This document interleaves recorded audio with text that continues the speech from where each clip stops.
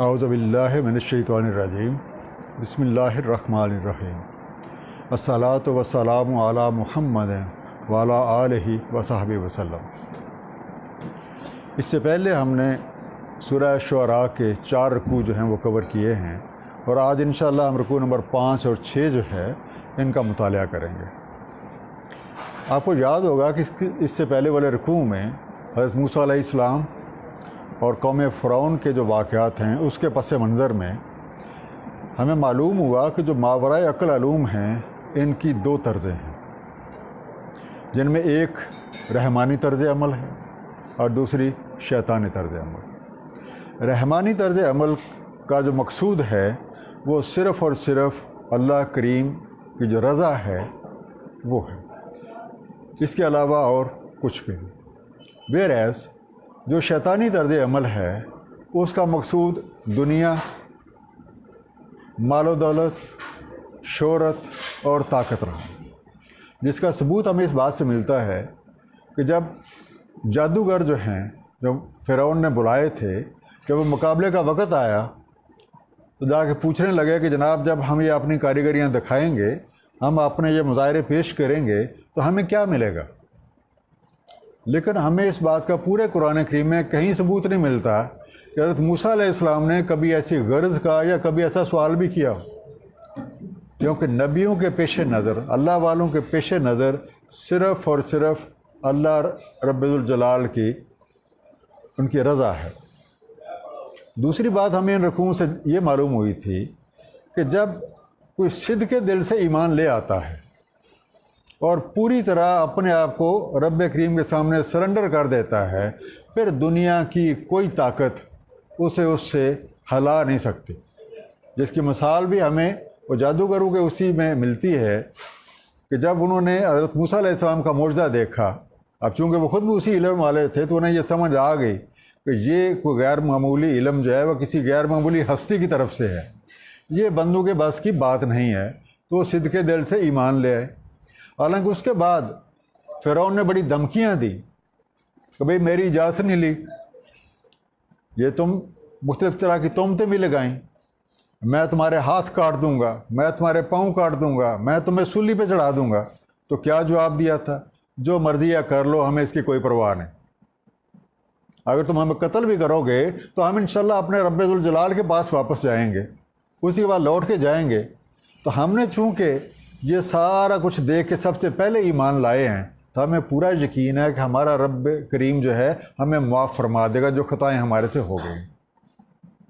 تو آج کی اس مطالعہ قرآن کی نشست میں ہم جو رکوع نمبر 5 اور 6، رکوع نمبر 5 میں حضرت ابراہیم علیہ السلام کو سامنے رکھ کے ایک بات چیت کی گئی ہے، اور رکوع نمبر 6 میں حضرت نوح علیہ السلام جو ہے ان کے حوالے سے کچھ بات چیت کی گئی ہے۔ تو آئیے چلتے ہیں آج کے ہم سبق کی طرف، اور شروع کرتے ہیں ہم آیت نمبر 69 سے۔ وَاتْلُ عَلَيْهِمْ نَبَأَ ابراہیم، بتا دیں انہیں خبر ابراہیم علیہ السلام کی۔ اب یہ لفظ جو وَاتْلُ ہے اس پہ تھوڑا سا غور کریں، اس کا روٹ ورڈ ہے تلو، تے لام واو، جس سے عام طور پہ ہم تلاوت کا لفظ بناتے ہوتے ہیں۔ اب تلاوت کا لفظ ہے بتلا دینا یا سمپلی جسٹ ریڈ آؤٹ، خواہ آپ سمجھتے ہیں یا نہیں سمجھتے، سمجھ ساتھ تلو کا کوئی تعلق نہیں ہے، کیونکہ 2 لفظ قرآن کریم میں استعمال ہوئے ہیں پڑھنے کے حوالے سے۔ سب سے پہلا لفظ، سب سے پہلی وحی کو یاد کریں، اقرا بسم ربک الذی خلق۔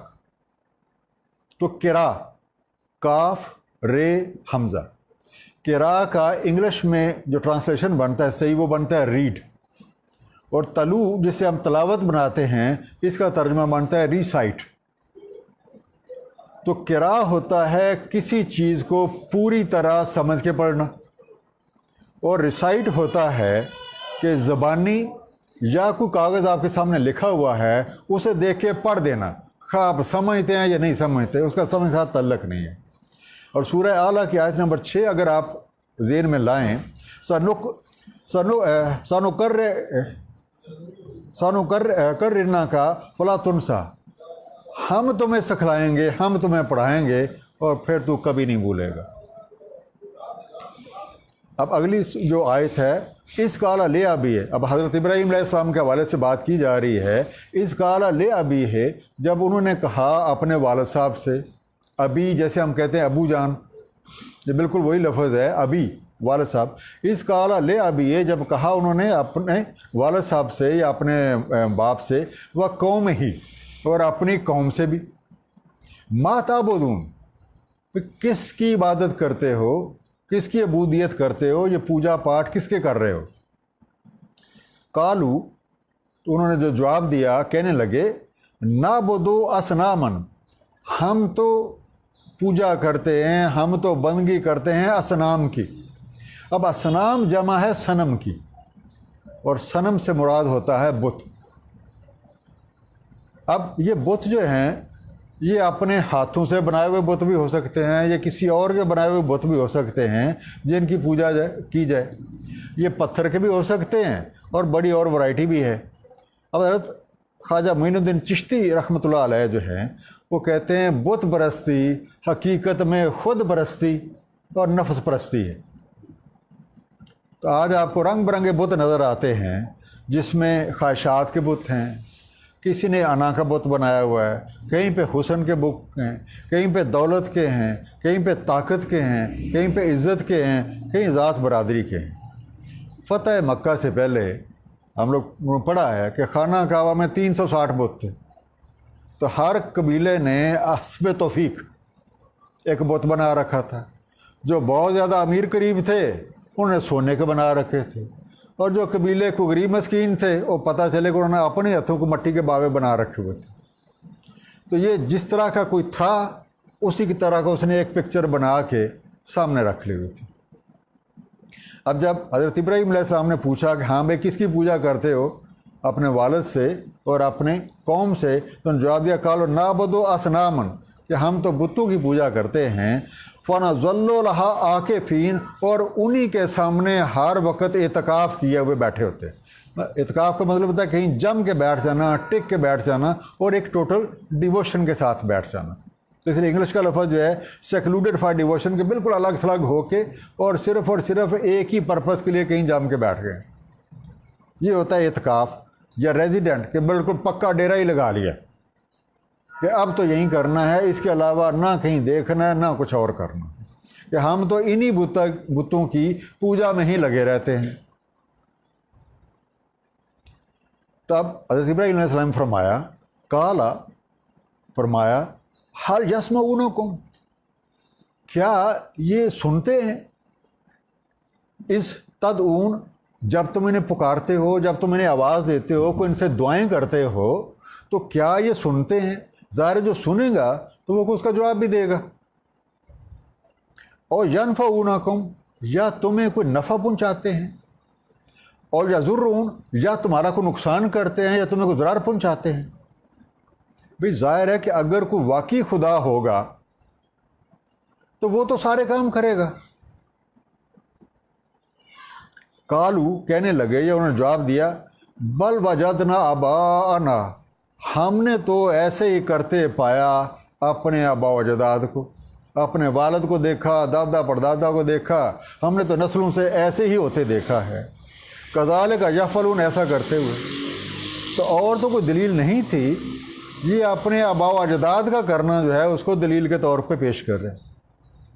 یہ کوئی نئی بات نہیں ہے، یہ پرانے زمانے میں بھی اور آج کے زمانے میں بھی آباء و اجداد کی تقلید جو ہے، خاص طور پہ اگر آپ کے آباء و اجداد جو ہیں وہ کبھی کوئی بڑے عہدے پہ رہ چکا ہو، کوئی بڑی مشہور شخصیت ہو، کسی بڑی جائیداد کا جاگیر کا مالک ہو، تو پھر تو بڑے ہی فخریہ انداز میں ان کی تقلید کی جاتی ہے، اور بہت کم یہ ضرورت محسوس کی جاتی ہے کہ یہ دیکھیں تو صحیح کہ آباء و اجداد کا جو طرز فکر تھا وہ مبنی بر حق تھا یا نہیں تھا۔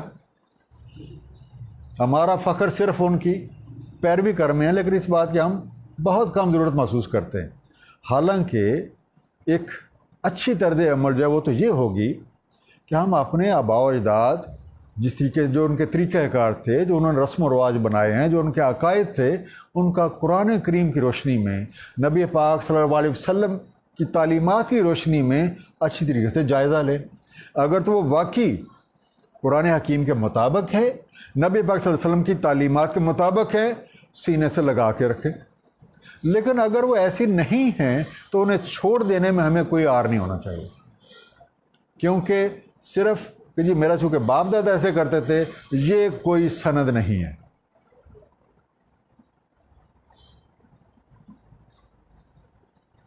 وہ ایک شعر ہے، طرز نو سے ڈرنا، طرز نو سے ڈرنا، طرز کہن پہ اڑنا، منزل یہی کٹھن ہے قوموں کی زندگی میں۔ وہ قوموں کے لیے، انڈیویجول کے لیے بھی، وہ جو پرانا جو باپ دادے کر رہے ہیں اس میں آسانی نظر آتی ہے کہ جی میری اگر میں ڈیویٹ کروں گا تو میری ناک کٹ جائے گی۔ ہمیں ناک زیادہ عزیز ہے بجائے اس کے کہ یہ دیکھیں کہ اللہ اور اس کے نبی جو ہیں ان کا کیا فرمان۔ اب بات آگے چلتی ہے کہ حضرت ابراہیم علیہ السلام نے فرمایا، قالا افرأیتم، کیا دیکھتے ہو تم، کہ بھلا دیکھا ہے تم نے، کبھی غور بھی کیا ہے، ما کنتم تعبدون، یہ جن کی تم عبادت کر رہے ہو، انتم، تم لوگ بھی، وآباؤکم الاقدمون، اور تمہارے باپ دادا جو اس سے پہلے تھے، کہ کبھی آپ لوگوں نے کوئی غور و فکر کیا ہے اس بات پہ کہ جن کی پوجا کر رہے ہو ان کی اصل حقیقت کیا ہے؟ فَإِنَّهُمْ، اب ابراہیم علیہ السلام کی بات جاری، فَإِنَّهُمْ، تو بے شک، عدو لی، یہ تو میرے دشمن ہیں۔ عدو کا لفظ ہوتا ہے وہ دشمن کے لیے جس سے عداوت ہو، کوئی انیمٹی ہو۔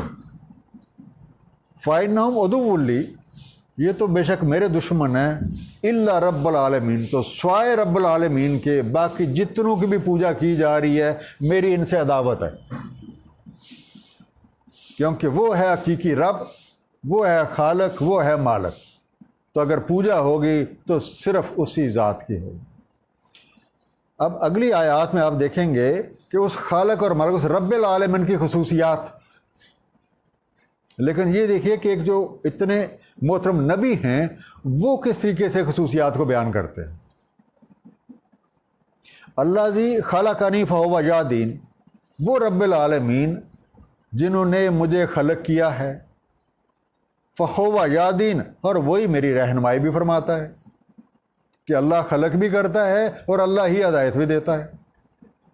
والذی ہوا یطعمنی، اور وہی ہے جو مجھے کھلاتا ہے، ویسقینی، اور پلاتا ہے۔ یہ نہیں کہا کہ جی میں کھاتا ہوں، نہیں، یہ نہیں کہا کہ میں پیتا ہوں، وہ مجھے کھلاتا ہے، وہ مجھے پلاتا ہے۔ وَإِذَا مَرِضْتُ، اور جب مجھے کوئی بیماری لگتی ہے، اب اس کو اپنی طرف کیا ہے، وَإِذَا مَرِضْتُ فَهُوَ یشفین، جب مجھے کوئی مرض لگ جاتا ہے تو وہی مجھے شفا دیتا ہے، کیونکہ مرض عام طور پہ اپنی کسی غلطی، کوئی کمی یا کوتاہی کی وجہ سے لگتا ہے۔ اب حضرت ابراہیم علیہ السلام کو تو اس حقیقت کا علم تھا کہ ساری خوبیاں، ساری بھلائیاں رب کریم کی طرف سے ہوتی ہیں، اور اگر کوئی تکلیف پہنچتی ہے تو ہماری اپنی۔ اس کی دلیل ہمیں ملتی ہے سورہ نساء کی آیت نمبر 79 سے، ما اصابک من حسنۃ فمن اللہ، جو بھی تمہیں کوئی خیر، کوئی بھلائی پہنچتی ہے تو وہ اللہ کی طرف سے ہے۔ وما اصابک من سیئۃ، اور جو بھی کوئی تمہیں تکلیف پہنچتی ہے، فمن نفسک، تمہارے اپنے ہی نفس کی وجہ سے، تمہارا اپنے ہی کیا ہوا ہے۔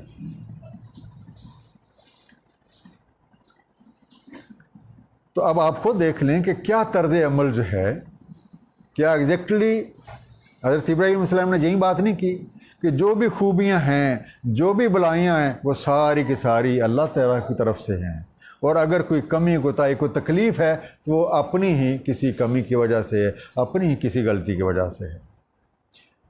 اب مزید جاری رکھا انہوں نے اپنا بیان جو رب العالمین کی خصوصیات ہے، والذی یمیتنی، وہی ہے جو مجھے موت دے گا، ثم یحیینی، پھر مجھے حیات دے گا، مجھے زندگی دے گا، والذی اطمع ان یغفر لی، وہی ہے جس سے مجھے کبھی امید ہے، جس سے مجھے یہ طمع ہے کہ وہ مجھے بخش دے گا، خطیئاتی، میری خطاؤں کو، کہ وہی خالق اور مالک حقیقی ہے جس سے مجھے کبھی امید ہے کہ وہ میری خطاؤں کو معاف فرما دیں گے یوم الدین، یوم الدین کو۔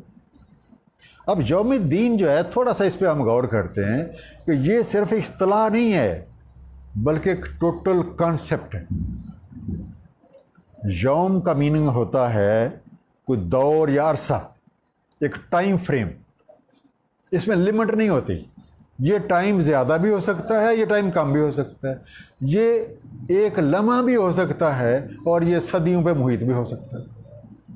اس لیے ٹائم فریم کہہ لیں یا آپ اسے ڈیوریشن کہہ لیں. الدین کے حقیقی معنی ہوتے ہیں کوئی قانون یا ضابطہ، وہ کوڈ آف کنڈکٹ. جیسے ہم کہتے ہیں جی اسلام ضابطۂ حیات ہے، اصل میں ہم یہ کہنا چاہتے ہیں کہ دین اسلام ضابطۂ حیات ہے. ہم وہ دین والا لفظ اسکپ کریں کہ دین اسلام مکمل ضابطۂ حیات ہے. تو ضابطۂ حیات بیسیکلی ہم جو ترجمہ کریں وہ دین کا ہے.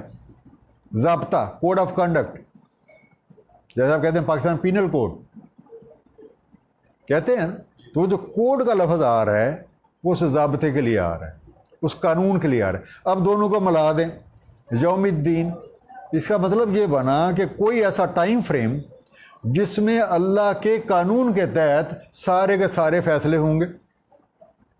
اب الحمد شریف جب ہم پڑھتے ہیں، سورہ فاتحہ جب پڑھتے ہیں، تو ادھر بھی ہم نے مانا تھا مالک یوم الدین، کہ اللہ تعالیٰ جو ہیں وہی مالک ہیں، انہی کے پاس پورے اختیارات ہیں یوم الدین کے. اور اس کی ایک اور وضاحت ہمیں ملتی ہے سورہ الانفطار کی جو آخری 3 آیات ہیں. وما ادراک ما یوم الدین، یہ آیت نمبر 17 ہے. ما ادراک ما یوم الدین، کیا تمہیں ادراک ہے، کیا علمی طور پہ تم یہ جان پائے ہو کہ یوم الدین کیا ہے. اب آیت نمبر 18، ثم ما ادراک ما یوم الدین، کیا تم نے علم نے یہ احاطہ کیا ہے، علمی طور پہ جانا ہے. کیونکہ ادراک جو ہوتا ہے یہ ہم اپنے حواس کے ساتھ جو علم حاصل کرتے ہیں، اس کے ساتھ کسی چیز کو جاننا، کسی چیز کی حقیقت کو اپنے حواس کی مدد سے حاصل کردہ جو علم ہے اس کو جاننے کو ادراک کہا جاتا ہے. کیا بھئی تمہیں صحیح سمجھ آئی ہے کہ جتنے علم آپ نے حاصل کیے، کیا سمجھ آئی ہے کہ یوم الدین کیا ہے. اور جو آخری آیت ہے، جو آیت نمبر 19 ہے، یوم لا تملک نفس لنفس شیئا، کہ یہ وہ دن ہے جن کوئی اختیار نہیں ہوگا کسی نفس کے پاس کہ کسی دوسرے نفس کی کسی شے میں بھی مدد کرے. والامر یومئذ للہ، اس دن امر تو صرف اور صرف اللہ کریم کا ہوگا.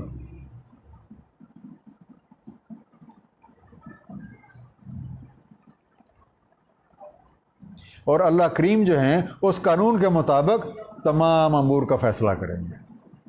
اسی طریقے سے اس کی ایک اور وضاحت جو ہے وہ سورہ بقرہ کی آیت نمبر 254 میں ہمیں ملتی ہے. یوم لا بیع فیہ، یہ وہ دن ہے جس میں کوئی بیع نہیں ہے. بیع کیا ہوتا ہے؟ Give and take.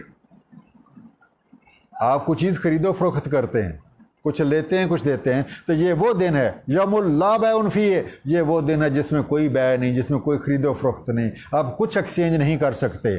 ولا خلۃ ولا شفاعۃ، جس میں نہ کوئی دوستی، خلت دوستی، نہ کوئی دوستی کام آ سکتی ہے، ولا شفاعۃ، نہ کوئی سفارش کام آ سکتی ہے. بعض جگہ اس کا ترجمہ جو ہے وہ روز جزا بھی کیا جاتا ہے. اگر وہ روز جزا کا ترجمہ بھی لے لیا جائے تب بھی سارے امور کے فیصلے قانون ربی کے تحت ہونے ہیں. اب اگلی آیت پہ چلتے ہیں. رب حب لی حکمن، اے میرے رب، اب ایک دعا کر رہے ہیں حضرت ابراہیم علیہ السلام. رب حب لی حکمن، اے میرے رب مجھے دے، مجھے عطا کر حکم.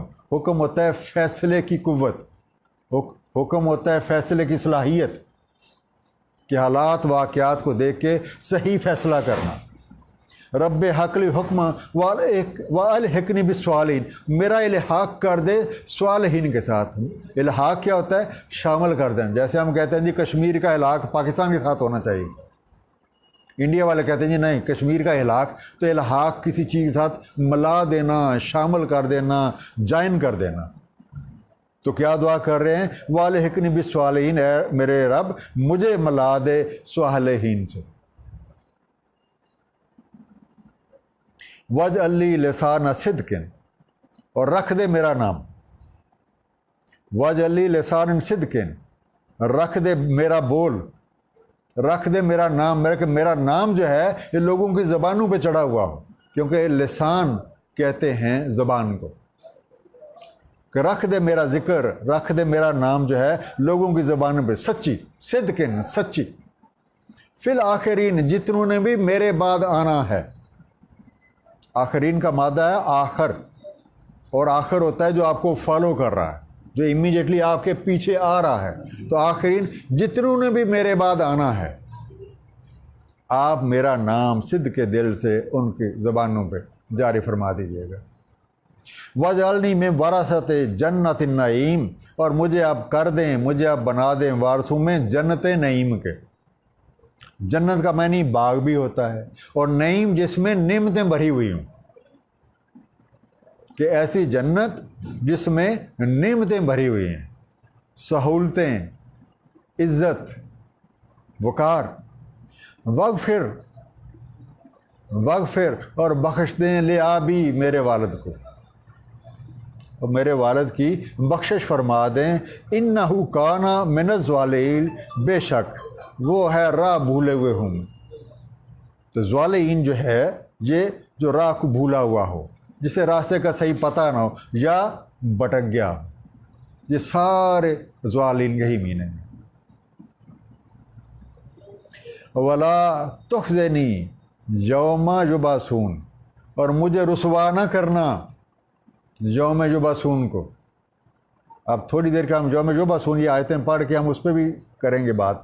وَلَا تُخْزِنِي یوم یبعثون، مجھے رسوا نہ کرنا یوم یبعثون کو۔ اب یوم یبعثون کیا ہے؟ جس طریقے سے یوم الدین ایک باقاعدہ کانسیپٹ ہے، تو یوم یبعثون بھی ایک پورا کانسیپٹ ہے۔ وہ دن، یوم یبعثون، وہ دن، وہ گھڑی، وہ ٹائم فریم جس میں سارے اگلے پچھلوں کو اٹھا کھڑا کیا جائے گا۔ یہ وہ ٹائم فریم ہے جس میں سارے اگلے پچھلوں کو اٹھا کھڑا کیا جائے گا۔ اسے آپ ٹائم فریم کہنا چاہیں ٹائم فریم کہہ لیں، آپ اسے مرحلہ کہنا چاہیں آپ اسے مرحلہ کہہ لیں، جب سارے اگلے پچھلے جو ہیں ان کو اٹھا کھڑا کیا جائے گا۔ اب اس پہ انشاءاللہ بات چیت جو ہے ہم مزید کریں گے، جب یہ دونوں رکوع کی ہم سٹڈی مکمل کر لیں گے تو خلاصے میں جا کے اس پہ مزید بات چیت کریں گے۔ کیونکہ میں سمجھتا ہوں کہ یوم یبعثون جو آج ہم سمجھتے ہیں جی آخرت، ہم نے بڑے لفظوں کے ترجمے آخرت کیا ہے، یہ ہے اصل آخرت جو آپ سمجھ رہے ہیں۔ جو ہمارے ذہنوں میں آخرت کا کانسیپٹ ہے وہ در حقیقت یوم یبعثون ہے۔ اب آپ دیکھیے گا کہ اس کے بارے میں حضرت ابراہیم علیہ السلام کی وساطت سے اس رکوع میں ہمیں نشانیاں مل رہی ہیں کہ یوم یبعثون کو کیا کچھ ہوگا۔ یوم لا ینفع مال ولا بنون، یہ وہ دن ہے جس میں نہ تو نفع دے گا کوئی مال اور نہ آپ کے بیٹے۔ بنون، بنی سے بنا، اسے آپ اولاد بھی کہہ سکتے ہیں، آپ اسے بیٹے بھی کہہ سکتے ہیں، بلکہ نہ اولاد کام آئے گی نہ کوئی مال کام آئے گا۔ الا من اتی اللہ بقلب سلیم، الا یہ کہ کوئی بندہ قلب سلیم لے کے رب کے پاس حاضر ہو، وہ ہے جو فائدہ دے گا۔ اس کے علاوہ کوئی مال، کوئی اولاد، دنیا کی کوئی چیز آپ کو فائدہ نہیں دے گی۔ اب قلب سلیم کیا ہوتا ہے؟ قلب آپ سمجھتے ہیں سارے، سلیم جس نے تسلیم کیا ہو، جو جھکا ہوا ہو، جس نے ٹوٹل سرنڈر کیا ہو، کہ مکمل طور پہ اللہ کا فرما بردار قلب، جس میں سوائے اللہ تعالیٰ کی رضا کے اور کوئی شے ہے ہی نہیں، مکمل طور پہ راضی برضا ہے اور مکمل طور پہ حضوری پہ ہے، اسے آپ کہیں گے قلب سلیم۔ تو قلب سلیم ہے جو آپ کو فائدہ دے گا، نہ مال، نہ اولاد، نہ کوئی اور چیز، نہ کوئی رشتے۔ وَأُزْلِفَتِ الْجَنَّةُ لِلْمُتَّقِينَ، ازلفت یہ ظلف سے بنا ہے، یہ ہم نے چونکہ پچھلے سبق میں ڈسکس کیا تھا۔ وَأُزْلِفَ الْجَنَّةُ، جنت کو قریب لایا جائے گا، للمتقین، متقین کے، اور قریب لائی جائے گی جنت متقین کے۔ متقین چونکہ ہم کتنی دفعہ ڈسکس کر چکے ہیں، اس لیے آج کے سبق میں اسے ڈسکس نہیں کر رہا۔ وَبُرِزَتِ الْجَحِیمُ لِلْغَاوِینَ، برزہ یہ لفظ ہے برز، مینیفیسٹ کر دی جائے گی، کھول کے دکھا دی جائے گی، بالکل سامنے کر دی جائے گی، کہ جس چیز کے بارے میں سنا تھا آج اپنی آنکھوں سے سامنے دیکھو۔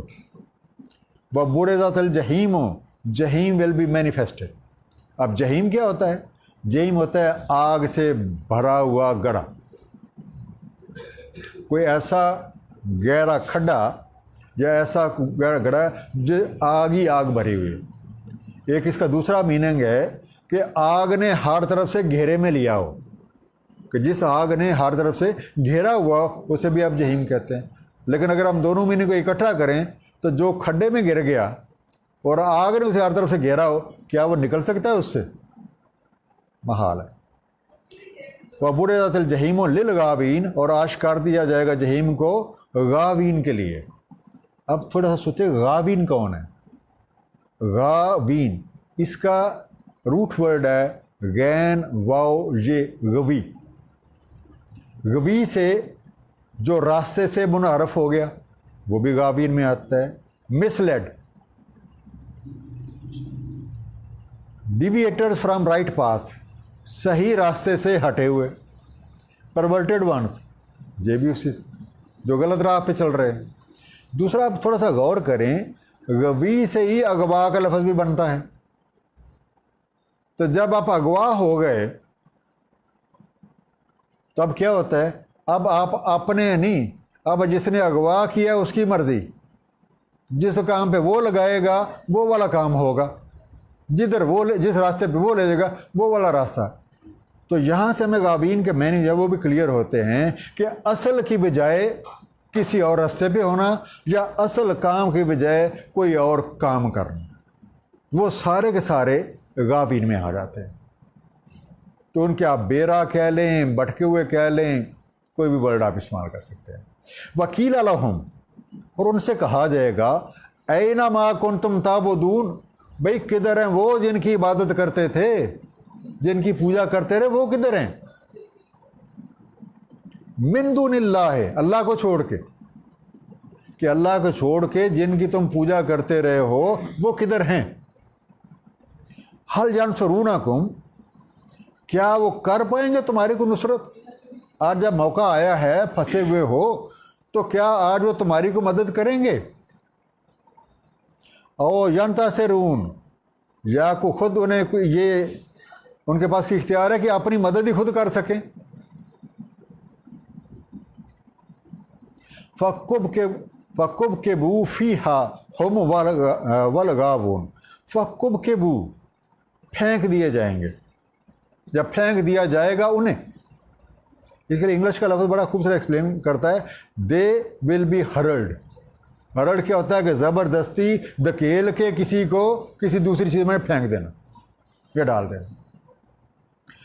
फ़कुब के बू फ़ीहा, वो फ़ीहा किसके लिए यूज़ हुआ है? जहीम का ऊपर लफ्ज़ आया था कि जहीम में उन्हें धकेल के फेंक दिया जाएगा। वलगावून, और जितने हैं वो गावून भी, वो भी जितने बेरा थे वो भी। वह जुनूदो इब्लीस अजमाउन, और जुनूद, जुनूद बन जनद, इसका रूट वर्ड है जीम नून दाल। जनद होती है फौज, आर्मी। तो आर्मी क्या है? कि इब्लीस और जितने भी उसके फॉलोअर्स हैं, जितने उसके हेल्पर्स हैं, कि वो मकसद अचीव करने के लिए जितनों ने भी उसका साथ दिया, वो सारी इब्लीस की फौज है। तो एक तो जो नाफरमान थे, जो डिविएटर्स थे, वो सारे के सारे, और उनके साथ ही जो इब्लीस के सारे लश्कर थे, जो उसके सारे पैरोकार थे, सारे उसके हेल्पर थे, अजमाउन, सारे के सारे। अब दो पार्टियां एक ही जगह इकट्ठी हो गई हैं, जिन्होंने भटकाया था वो भी और जो भटके हुए थे वो भी। अब आगे देखिए, वह कालू व हम फिया यख्ता से मून, कहेंगे जब वो होंगे इसमें। अब क्या कहेंगे? झगड़ते हुए, तल्लाह है अल्लाह की कसम, तल्लाह है अल्लाह की कसम, इन कुन्ना लफी ज़लालिम मुबीन, बेशक हम पड़े हुए थे श्री गुमराही में। इज़ नुसव्वीकुम बिरब्बिल आलमीन, हम तो तुम्हें मसावी ठहराते रहे। अब उनको मुखातब होके इब्लीस और उसके जो हमनुआ हैं उनसे मुखातब होकर कि हम तो तुम्हें रब्बिल आलमीन के बराबर का दर्जा दिया हुआ था हमने तुम्हें। नुसव्वीकुम, इसका रूट वर्ड है सवी, सीन वाओ ये, सवी होता है उसी लेवल कर देना। تو جب ہم کہیں گے اذ نسویکم تو ہم نے تمہیں اسی لیول پہ ٹریٹ کیا، ہم نے تمہیں اسی لیول پہ ٹریٹ کیا جو در حقیقت لیول تھا رب العالمین کے لیے، ہم نے تمہیں اس کے مساوی ٹھہرایا۔ وما اضلنا الا المجرمین، نہیں بہکایا ہمیں، نہیں بھٹکایا ہمیں مگر ان مجرموں نے۔ اور مجرم کیا ہوتے ہیں؟ جس کے اوپر الزام لگا ہوا ہو یا جس پہ الزام ثابت ہو چکا ہو، جس پہ الزام ثابت ہو چکا ہو۔ تو شیطان کے جتنے بھی پیروکار ہیں وہ سارے کے سارے مجرمین کی کیٹیگری میں آتے ہیں۔ فما لنا من شافعین، تو آج کوئی بھی نہیں ہے جو ہمارے لیے کچھ شفاعت کرے، کوئی بھی نہیں ہے جو ہماری سفارش کرے، کیونکہ شفاعت جو ہے اس کے اصل معنی ہوتے ہیں، جو لٹرل میننگ ہے کسی کے ساتھ کھڑے ہو جانا، کسی کے ساتھ کھڑے ہونا۔ اور قرآن کریم میں شفاعت کی انتہائی وضاحت، یہ قانون ہے باقاعدہ رب کا، شفاعت کا جو قانون ہے قرآن کریم میں اس کی مکمل وضاحت موجود ہے۔ اور یقین جانیں جو قانون قرآن کریم نے بیان کیا ہے تو جو ہم نے سنا ہوا ہے دونوں میں بہت فرق ہے، کیونکہ ہم نے کانسیپٹ سنے سنائے کے اوپر بنایا ہوا ہے۔ آپ تھوڑا سا غور سے دیکھیے گا کہ اللہ تعالیٰ کے اذن کے بغیر کسی کو یہ اختیار نہیں ہے۔ آپ لوگ آیت الکرسی پڑھتے ہیں، ذرا خود یاد کر لیں، خود یاد کر لیں، کوئی بھی اللہ کے اذن کے بغیر شفاعت کا اختیار نہیں رکھتا اور نہ شفاعت کر سکتا ہے، الا یہ کہ کسی نے رب کریم سے وعدہ لے رکھا ہو۔ لیکن شفاعت کس کی قبول ہوتی ہے؟ جس کے لیے اللہ کریم شفاعت چاہیں اور جس سے چاہیں۔ اگلی یہ دو شرطیں بھی ہیں، جس کے لیے شفاعت پسند فرمائیں اور جس سے شفاعت پسند فرمائیں۔ یہ نہیں ہے کہ جس کا دل کرے، کوئی پیر صاحب کھڑے ہو جائیں گے تو فلاں کھڑے، کیسے؟ اللہ کے اذن کے بغیر کوئی بات بھی نہیں کر سکتا، سفارش تو بہت ہی دور کی بات ہے۔ اس لیے ہم سب کے لیے ضروری ہے کہ ہم شفاعت کی حقیقت پہ غور کریں۔ یہ نہ ہو کہ یہ جو ایک ہم نے اندھا عقیدہ بنا رکھا ہے ہمارے لیے کوئی گھاٹے کا سبب نہ بن جائے۔ تھوڑا سا دنیاوی طور پہ بھی دیکھیں، آپ کے لیے شفاعت کون کرتا ہے؟ کون آپ کے ساتھ کھڑا ہوگا؟ جس کے ساتھ آپ کے کوئی اچھے تعلقات ہیں، جس کا اچھا آپ کا میل جول ہے۔ تو آج ہم نے توقع لگائی ہوئی ہے کہ جناب نبی کریم صلی اللہ علیہ وسلم ہم سب کی شفاعت کریں گے، میں جو مرضی کرتا پھروں، کہ دنیا میں جو مرضی کرتا پھروں شفاعت ہوگی، ہم سارے بخشے جائیں گے۔ اور بھائی جس کی کبھی مانی ہی نہیں ہے، کس منہ سے شفاعت کی توقع لگائی ہوئی ہے؟ تو یہ ہم سب کو سوچنا چاہیے۔ میرے خیال میں تو ایسی امیدیں لگانا سوائے خود فریبی کے اور کچھ نہیں، کیونکہ حقیقت یہ نہیں۔ ولا صدیق حمیم، اور نہ کوئی دوست، صدیق سچا دوست، حمیم ویسے ہوتا ہے گرم جوش، جو چیز جوش کھا رہی ہے، تو نہ کوئی دوست جو گرم جوش، کہ جس کو آپ کو تکلیف میں دیکھ کے وہ کہے جی میں اس کی مدد کرتا ہوں۔ کوئی دوست کسی کے کام نہ آئے۔ اور کیا کہیں گے؟ فلو ان لنا کرتن، اگر ہوتا مقرر جانا، ونس اگین مقرر، جیسے آپ لوگ بعض جگہ کوئی اچھا شعر پسند آتا ہے، کوئی اچھی چیز پسند آتی ہے، آپ کہتے ہیں مقرر کہتے ہیں نا، یہ مقرر ادھر بھی کہا جائے گا کہ ونس مور، ونس اگین۔ لیکن مقرر اسی چیز کو ہوتا ہے جس کا پتہ ہے کہ یہ رپیٹ ہوتی ہے، یہ بھی ذہن میں رکھیے گا۔ جس چیز کا پتہ ہی نہیں ہے کہ رپیٹ ہوتی ہے، جب آپ کیسٹ سے سن رہے ہوتے ہیں تو اس وقت مقرر کوئی نہیں کہتے، لائیو میں آپ کو پتہ ہے یہ چیز رپیٹ ہوتی ہے اس لیے آپ کہتے ہیں۔ تو یہ ایک سوچنے کے لیے نقطہ آپ کو دے رہا ہوں کہ یہاں کیوں یہ کہہ رہے ہیں فلو انا لنا کرتن، اگر ہوتا ہمارے لیے مقرر جانا، ونس مور ہوتا، فنکون من المومنین، تو ہم بھی ہو جاتے مومنین، ہم ہو جاتے مومنین سے۔ इन्ना फ़ी ज़ालिका लआया, अब ये अल्लाह ताला फरमा रहे हैं ये जो बातें हम तुम्हें बता रहे हैं यौम युबअसून के हवाले से। अब देखें बात शुरू हुई थी यौम युबअसून के हवाले से कि 1 2 3 4 सारी चीज़ें। इन्ना फ़ी ज़ालिका लआया, फिर ये जो भी बात हुई है फलो अन्ना लना करतन फानुकन मिनल मोमिनीन, इन्ना फ़ी ज़ालिका लआया, इस बात में एक निशानी है, इसमें एक हकीकत छुपी हुई है। वमा काना अक्सर मोमिनीन, लेकिन अक्सर लोग मानते ही नहीं हैं, अक्सर लोग रब की नहीं मानते, अक्सर लोग इस पर ईमान ही नहीं रखते। वाइन रब्बका लहुवल अज़ीज़ुर रहीम, बेशक तुम्हारा रब तो वही है इज़्ज़त वाला रहम फरमाने वाला। अब देखें जब भी कोई ऐसी आयत हमारे मुताले में आती है जिसमें किसी निशानी का जिक्र होता है कि रब करीम किसी निशानी का जिक्र फरमाते हैं, तो हम सब पे लाजम कि इस पे खूब गौर करें और इस निशानी को पहचानें और इसमें जो पोशीदा अल्लाह करीम की हिकमतें हैं हम उनको जानें। क्योंकि जब आप अल्लाह की दी हुई अक्ल और सलाहियतों की मदद से निज़ाम कायनात पे गौर करेंगे और अल्लाह की निशानियों को पहचानने लग जाएंगे, तो फिर जो अल्लाह की निशानियों को पहचानता है वो आम मखलूक से बरतर हो जाता है, वो अशरफुल मखलूकात हो जाता है। क्योंकि सोचने समझने की सलाहियत, गौर व फिक्र की सलाहियत अल्लाह ताला ने इंसान को दी है और ये उसका तुरा इम्तियाज़ है। तो जो नहीं सोचता, जो नहीं गौर करता, वो समझ लें फिर किस कैटेगरी में है। अब यहाँ पे हमारा पहला रकू जो हज़रत इब्राहीम अलैहिस्सलाम के हवाले से वो ख़त्म होता है और हमारा अगला रकू जो है वो सूरह नंबर 105 से शुरू होता है, जिसमें कौम नूह के बारे में एक बड़ा ही मुख्तसर किस्म का बयान है। कज़बत कौम नूहिल मुरसलीन, तकज़ीब की कौम नूह ने मुरसलीन की। अब तकज़ीब करना क्या होता है कि हक़ को जुटलाना, said what is not a fact, या आपके सामने हक़ बयान करता है उसे डिनाई करना कि नहीं ये सच नहीं है। इस काल अलहुम अखूहुम नूहुन अला तत्तकून, जब कहा उनको उनके भाई नूह अलैहिस्सलाम ने अला तत्तकून, क्या तुम तकवा इख्तियार नहीं करोगे, क्या तुम तकवा नहीं करोगे। इन्नी लकुम रसूलुन अमीन, मैं हूँ तुम्हारे लिए रसूल अमीन।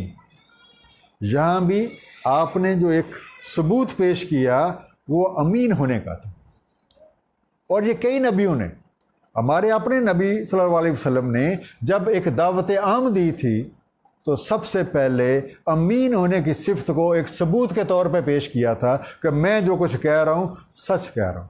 तो इसलिए अमीन जो है ये एक नबियों की सिफत है,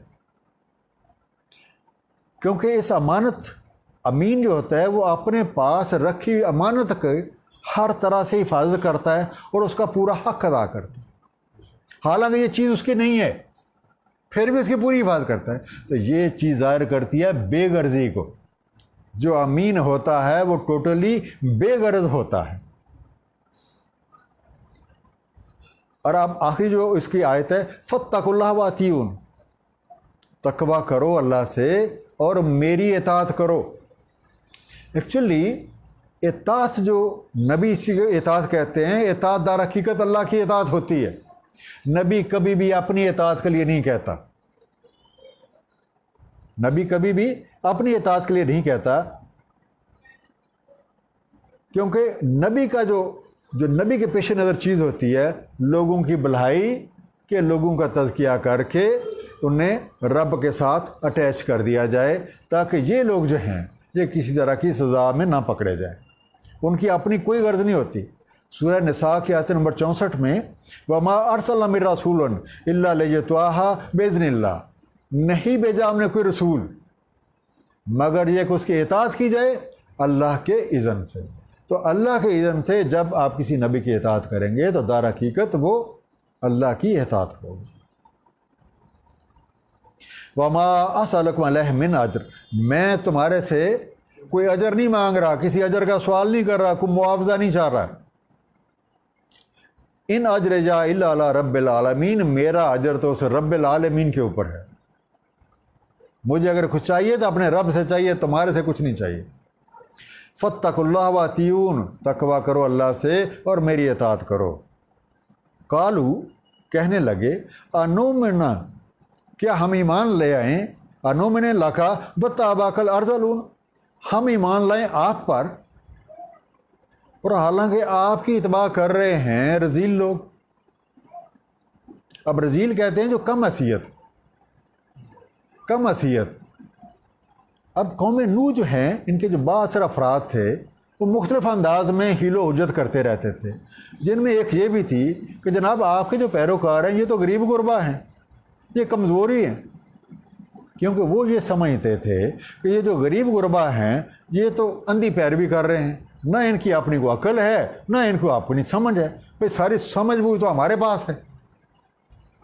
بڑا مان تھا انہیں اپنی عقل پہ، اپنی سمجھ پہ، اور وہ یہی اصرار کرتے تھے جناب آپ کی بات تب سنیں گے، پہلے ان کو اپنے سے دور کریں، ان کو نکالیں یہاں سے، ہم تو ان کے ساتھ بیٹھ نہیں سکتے، بھئی میں چودھری ہوں، میں کسی کمیز نال کیوں ماما۔ تو بڑا مان تھا انہیں ان چیزوں کا۔ کالا، تب نبی کا آپ جواب دیکھیے، کالا فرمایا، وما علم بما کانوا یعملون، نہیں مجھے علم کی یہ کیا کرتے ہیں، بھئی میری اس بات سے غرض نہیں ہے کہ یہ کام کیا کرتا ہے، اس کی ذات کیا ہے، کہ جناب یہ جو ہے یہ فصلوں کو پانی لگاتا ہے، یہ گوڈیاں کرتا ہے، یہ فصل کاٹ رہا ہے، یہ کوئی نالیوں کی صفائی کرتا ہے، یہ کپڑے سیتا ہے، اس بات سے میری کوئی غرض نہیں ہے۔ ان حسابہم الا علی ربی، ان کا حساب کتاب تو میرے رب پہ ہے۔ لو تشعرون، اگر تم سوچو تو یہ بات تمہیں بھی سمجھ آ جائے گی۔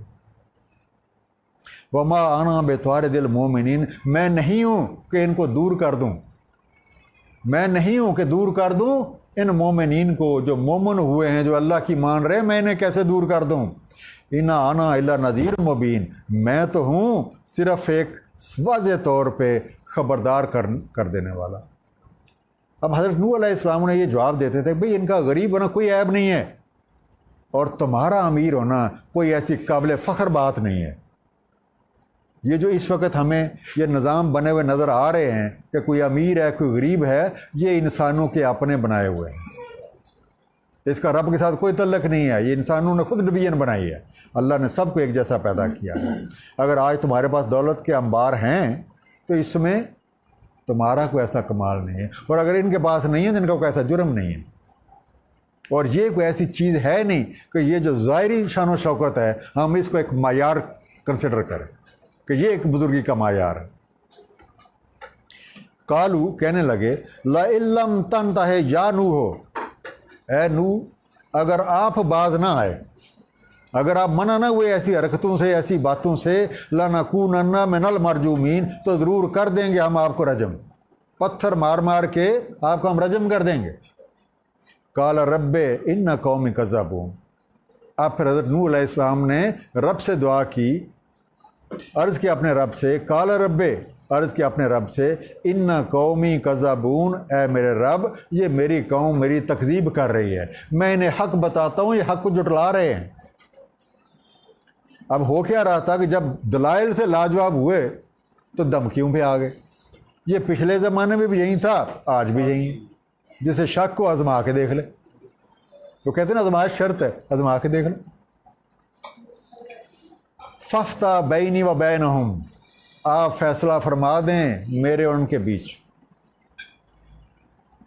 آپ فیصلہ فرما دیں میرے اور ان کے بیچ، فتح و نجنی و من معی من المؤمنین، اور نجات دیں مجھے اور جو میرے ساتھ مومنین ہیں، کہ آپ فیصلہ فرما دیں میرے اور ان کے مابین ایک دو ٹوک قسم کا فیصلہ، کسی کو شک شبہ نہ رہ جائے کون صحیح تھا اور کون غلط تھا، اور مجھے اور جو میرے ساتھ مومنین ہیں ان کو آپ اپنی کرم نوازی سے نجات بخش دیں۔ فن جائے نہ ہو، پھر ہم نے نجات دے دی، فن جائے نہ ہو ومم ما ہو، تو ہم نے نجات دے دی نوح علیہ السلام کو اور جو بھی ان کے ساتھ تھے، فل فلک المشحون، ایک بھری ہوئی کشتی میں، ثم اغرقنا بعد الباقین، تو پھر غرق کر دیا جتنے بھی باقی تھے۔ نوح علیہ السلام اور جو ان کے ساتھ مومنین تھے ان سب کو نجات دیتی، باقی جتنے تھے سب کو غرق کر دیا۔ ان فی ذالک لآیا، اب اس بات میں ایک نشانی ہے، ایک پیچھے بھی ذکر آیا تھا، ایک ادھر بھی ذکر آیا ہے کہ اس بات میں یہ جو حقیقت تمہیں بتائی جا رہی ہے اس میں ایک نشانی ہے۔ وما کان اکثر مومنین، نہیں ہے اکثر لوگ اس بات کو ماننے والے۔ وَإِنَّ رَبَّكَ لَهُوَ الْعَزِيزُ الرَّحِيمُ، بے شک تیرا رب ہے عزت والا، رحم فرمانے والا۔ اب اس رکوع میں ایک انتہائی بریف طریقے سے، ایک انتہائی اختصار کے ساتھ جو ہے قوم نوح کے بارے میں بیان فرمایا گیا، اور باقی تفصیلات کو چھوڑ کے صرف اور صرف جو ان کی طرز عمل تھی اس کو پوائنٹ آؤٹ کیا گیا ہے، اور چاند چیدہ باتیں بتا کے ان کا جو انجام ہے وہ ہمیں بتا دیا گیا ہے۔ اور ساتھ ہمیں اللہ کریم نے غور و فکر کی دعوت دی ہے کہ اس طرز فکر پہ یہ جو کچھ واقعات بتائے ہیں ان کے اوپر غور و فکر کرو، تاکہ تمہیں کوئی اچھی نصیحت حاصل ہو، کوئی اچھا سبق حاصل ہو، تاکہ تم خالق اور مالک حقیقی کے قریب ہو جاؤ۔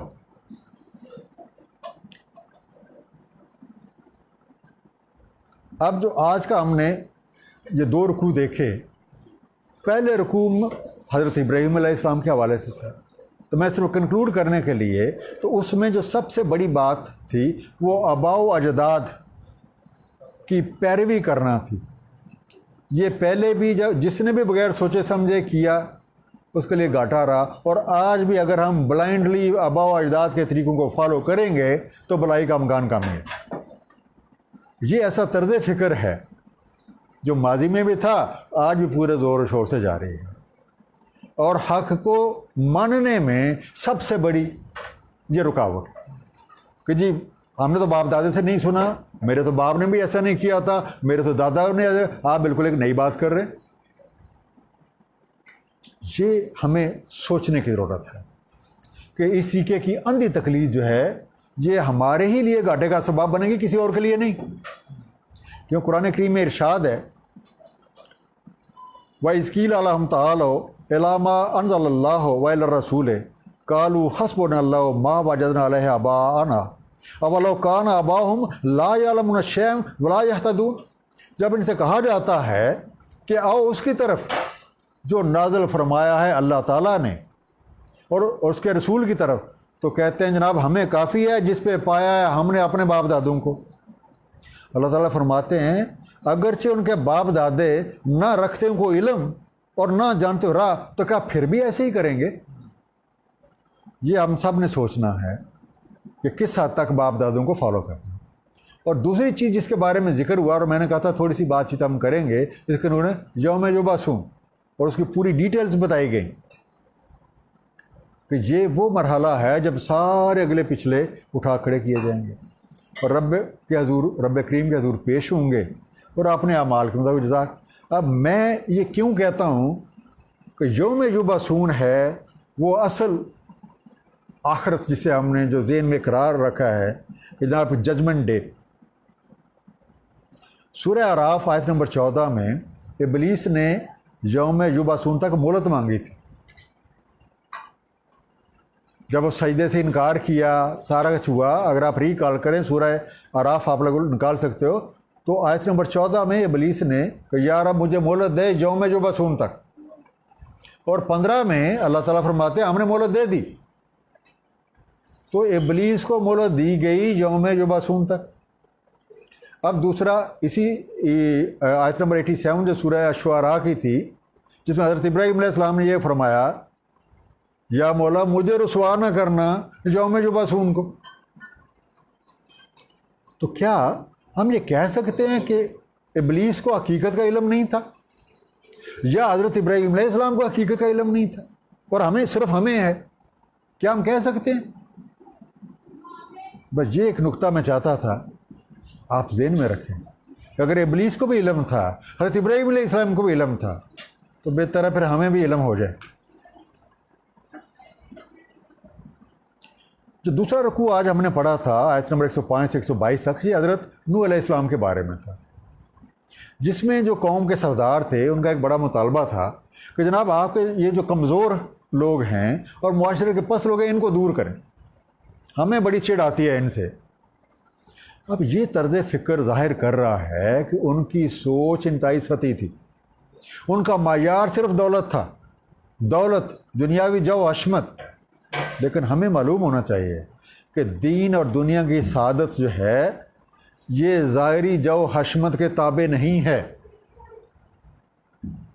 اللہ تعالیٰ کے ہاں معیار صرف اور صرف تقوی ہے، نہ کہ کوئی خاندانی شرف، نہ کوئی عہدہ، نہ دولت، نہ شہرت. تو جو بھی اللہ اور اس کے رسولوں کی بات پہ سر تسلیم کرے گا اور خلوص نیت سے اس پہ عمل کرے گا تو انشاءاللہ کامیاب ہو جائے گا.